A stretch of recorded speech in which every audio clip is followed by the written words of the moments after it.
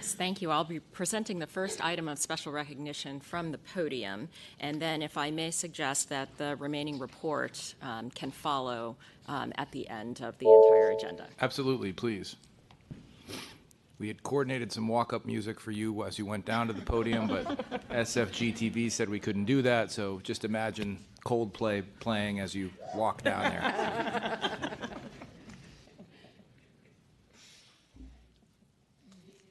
There you go. All right. Okay, Acting so Director Candace Sue. Sue, Director of Marketing and Communication, Acting Director on behalf of Director Riskin. It is my pleasure today to offer special recognition to Janice Ewan, Public Relations Officer for the Marketing and Communications Division. I'd ask Janice to join me here. Janice Ewan leads special events as part of the Communications Division. She's a key member of our marketing team there. Janice has been with the SFMTA for 21 years, and her work is key to programs that help motivate our employees and promote agency connection to our local communities.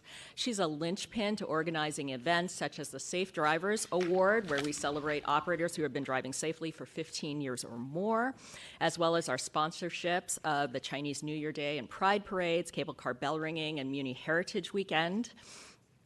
But one thing you may not know is that for the past 10 years, Janice has run the agency's Combined Charities Heart of the City program for SFMTA, which encourages our staff to donate to the campaign every year.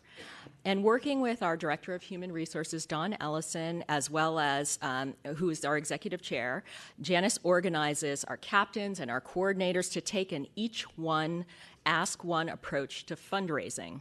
And this year, through Janice's amazing efforts to mobilize so many people across our agency, our Combined Charities campaign met and exceeded our agency goal by 10%.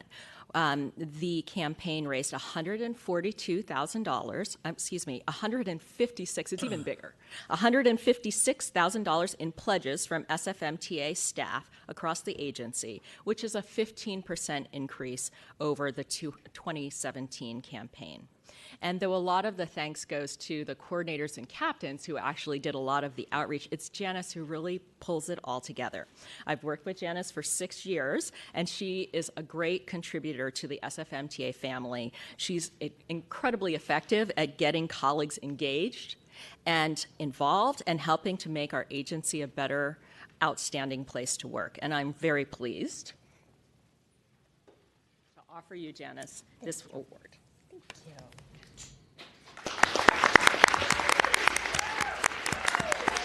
And I will note many of our team members are here to celebrate with So if you are here to celebrate Janice, please stand up and be acknowledged so Janice knows all the support she has.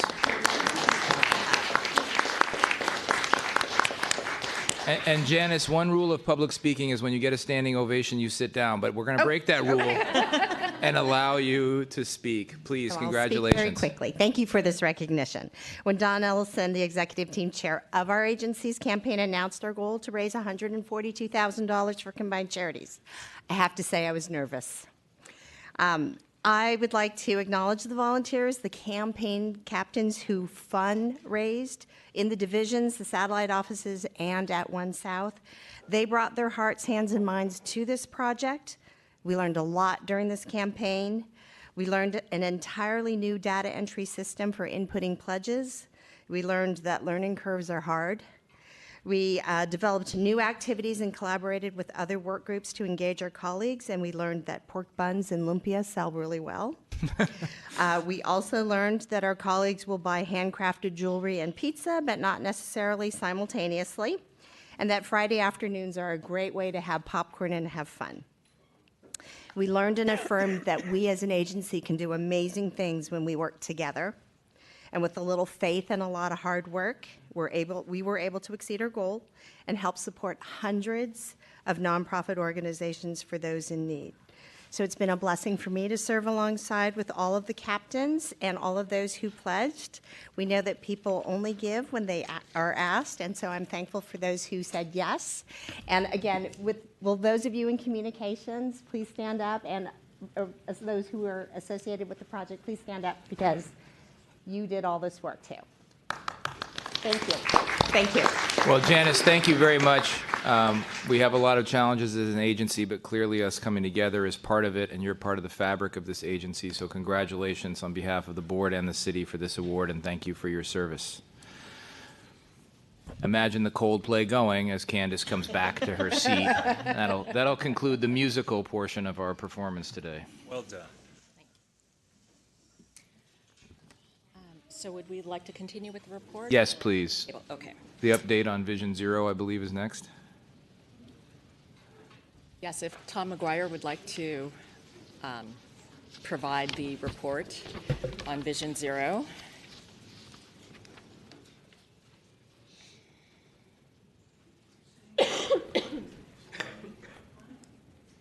Good afternoon, Mr. Mcguire. Good afternoon, directors. So just a quick update, and I'm going to cover some ground that Director Brickman already covered. This fall, this board and the mayor challenged us to get a number of really high-profile protected bike lane projects out on the street, and the last of those to get done was Valencia, but it followed work we also did on Townsend Street and on Howard Street, and we were very pleased to cut the ribbon on the new Howard Street protected bike lane last week with Supervisor Kim on her last day in office. We were very excited to get the Valencia Street boarding islands and protected bike lane pilot in place before the first day of school at the Millennium and San Francisco Friends School, and we're very excited to get the Townsend Street lane done before the holidays. So continuing to use our in-house resources in creative ways to make the decisions that this board makes reality on the street as fast as possible. That will be a theme you'll continue to see in calendar year 2019 from our division. That the project delivery and engineering is probably the most ambitious part of our Vision Zero strategy, something we'll talk about more at the board workshop, but just wanted to provide updates that we have made many of the ambitious decisions that this board made in the fall of 2018 are already reality on the street the first week of 2019. Thanks. Thank you very much. Okay, so moving on, I want to mention that, as I said, I'm acting for Director Riskin today, who is at the annual Transportation Research Board meeting in Washington, D.C. Director Riskin is also participating in the annual meeting of the National Association of City Transportation Officials, NACTO, this week, and a meeting with legislative staff from Senator Feinstein and House Speaker Nancy Pelosi's offices.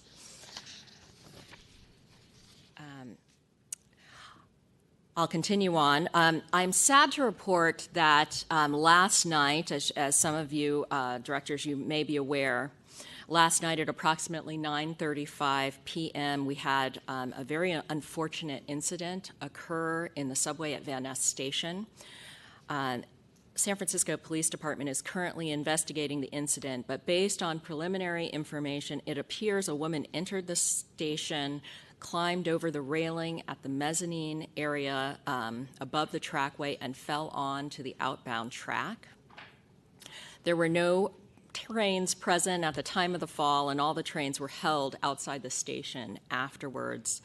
Once the scene was actually secured, we had an SFMTA employee enter the trackway and initiate emergency CPR until the fire department was able to arrive and take over. Train service was stopped from Embarcadero to Castro, and we started OWL service early and supplemented that with bus shuttles in order to keep passengers with the least amount of convenience possible. And of course, this is a situation that's still under police investigation, and that does take some time. I do want to thank those who were able to get on the scene quickly and start to, address this very difficult situation, including the station agent, security personnel, the inspectors, the control center staff, and all those who were up into the night working to manage the situation. Okay, I want to move on to some construction projects that are coming up. In anticipation of the opening of the Chase Center, the SFMTA is about to construct a new, wider, 320-foot-long center platform along 3rd Street between South and 16th Street. Work has already been going on this project, but the next phase actually will be a more extensive and impactful construction effort. The next phase requires us to extend T3rd bus substitution starting on Tuesday, January 22nd through the end of March. So during this period of time, the T3rd will not run and buses will substitute that service. Of course, we've put out a plan that includes a tremendous amount of ambassador support and signage support to make sure that our customers are aware, and we're taking all the lessons and recommendations, feedback from customers and from you directors about from lessons learned on the Twin Peaks Tunnel, as well as the first phases of this project. We have even included the signs that hang within the subway to make sure that people are truly aware. Communication has been ongoing with supervisors and community members about this project, construction will include quite a bit. It includes installing, not only deconstructing the platform and replacing tracks, overhead contact system will be replaced. Below ground utility work is also a part of this work, as well as the canopies and concrete. And then while the T3rd service will resume at the end of March, it's notable that the UCSF Mission Bay platform will not reopen itself until April. In addition to the UCSF Mission Bay platform project, we have some smaller projects going on, including the Church Street inbound elevator, which is about to undergo construction starting next Monday, and that elevator will be out of service for 10 weeks while the work is done. Wheelchair users will be directed to the elevators at Castro and Van Ness or to F-Line streetcar service. This is one of the projects that is part of the Muni Elevator Safety Modernization Project, where we're replacing 11 older station elevators. This is the second project to go. And that entire body of work is anticipated to take about 4 years, and it started last year. And then finally, we have a couple of utility cabinets that are undergoing some work.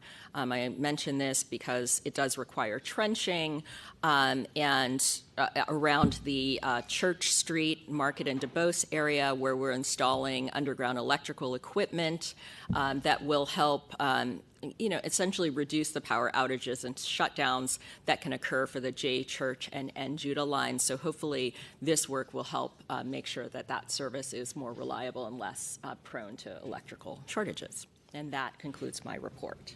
Very good. Thank you, Acting Director Sue. Directors, are there any questions for Director Sue before we go to public comment?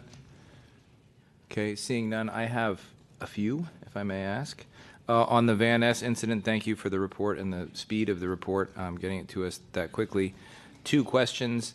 I assume that we're going to do what we can to counsel the employees, particularly the station agent who was involved, to make sure there's no lasting damage to that person, and thank them for their quick service.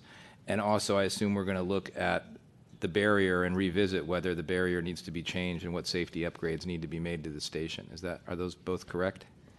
Noted, and we will make sure that the counseling is on the list. I believe that is under discussion, as well as evaluation of the circumstances around the area. And then asking what is a very obvious question, but I'll ask it nonetheless to show the public that we're paying attention. On the bus substitution for the T3rd line, will that have any effect on other bus service or the ability to put coaches out on the other lines? We are making every effort to ensure that that is not that service remains at the level we expect it to for the rest of the city. I will note that 83X and E-line service will be canceled during this period so that those operators can be used to support service to ensure that it doesn't come from other areas of the city. Very good. So at the risk of stating the obvious, if there is going to be effect on other bus lines, better to know it sooner rather than later, better to be transparent about it and communicate it to those riders in advance so they can make plans accordingly. Thank you.